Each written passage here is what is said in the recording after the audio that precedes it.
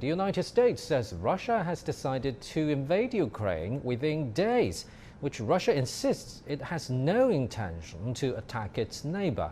Gao Yiming has more. It's been called one of the worst post-Cold War crises. Russia has requested Ukraine not join NATO, a move which put the military alliance on Moscow's doorstep.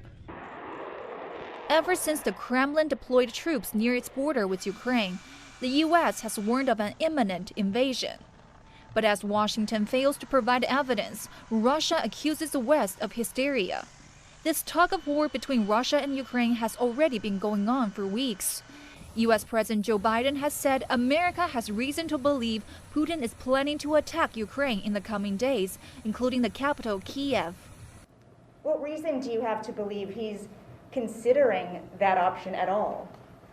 We have a significant intelligence capability. Thank you very much. His comments come after a phone call with several NATO and European Union officials on Friday. Western leaders have pledged to stop all-out war, preparing to impose economic costs on Russia if conflict breaks out. But China has questioned intelligence that suggests war is near. The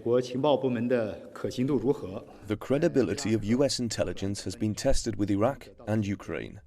I want to stress that the political settlement of the Ukraine issue cannot be achieved by releasing smoke bombs of war, threatening sanctions and pressure, and instigating confrontation between groups.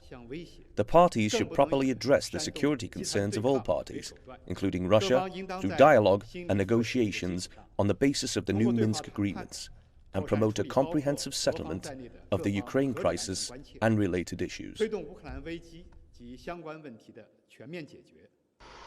Russia has released footage of troops' withdrawals from its border, but the U.S. has cast doubt on the evidence.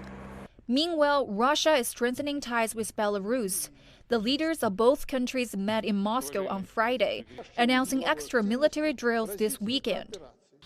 Russian President Vladimir Putin has ordered aid to the country's southern Rostov region as refugees flee eastern Ukraine, where pro-Russian rebels have begun evacuating civilians. Amid mortar attacks and a pipeline blast in eastern Ukraine, rebels there have accused the Ukrainian government of an attack. Kiev denies these accusations. The U.S. says there's still time for diplomacy.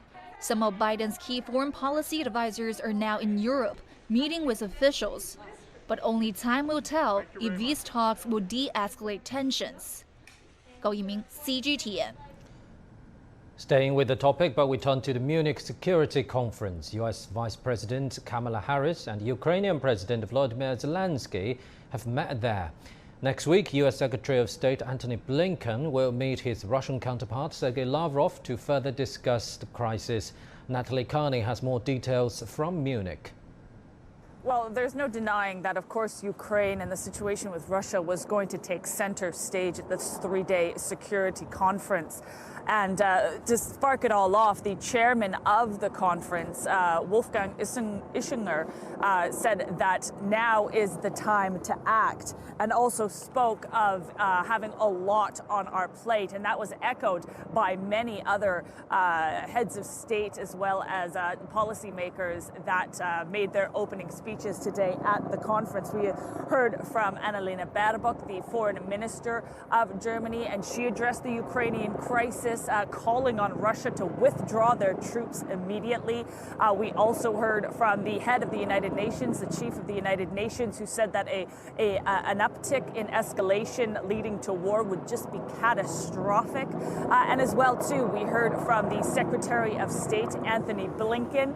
He addressed, of course, the United Nations Security Council on Thursday, speaking of a false provocation that Russia may use to justify an attack on Ukraine. And this latest situation that we're seeing in the breakaway regions of Ukraine could very well be in line with his comments to the UN Security Council on Thursday. And he repeated those words here at the Munich Security Conference today.